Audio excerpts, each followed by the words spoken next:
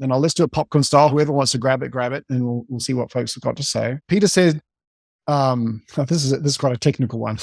What's your methodology for deciding the annual sales target, and how does it get weighted in this economic environment?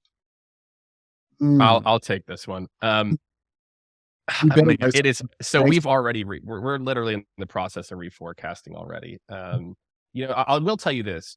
I think one of the benefits of being a sales leader, former sales leader, CEO, is I know the realities of what's happening versus someone else's expectations of what they want to have happen. That's just absolutely not realistic.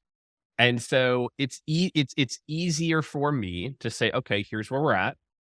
What do we have line of sight to? In our business, our sales cycles are not long, right? So for us, our pipeline, it's very difficult for us to get visibility. We have like a portion of our revenue where we have visibility, let's call it, 14, 24 months out. And so I think you have to, in today's world, you have to be very honest. Hey, we're gonna reforecast. It's not a bad thing. It's to right size for where we're at now, and we're gonna reevaluate in 6 months.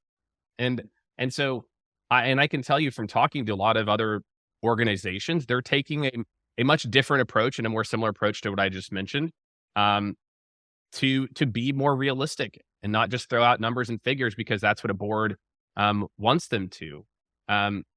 I would say a mistake that I made, it's a really good question, is, forecasting growth because that's what you're supposed to do and not focusing enough, like Jen said, on the processes and how to grow profitably as opposed to grow at all costs. We would have our best year ever and make almost no money. And I'm like, yeah, that's what you're supposed to do because I came from the venture world, right? It's like, who cares about money?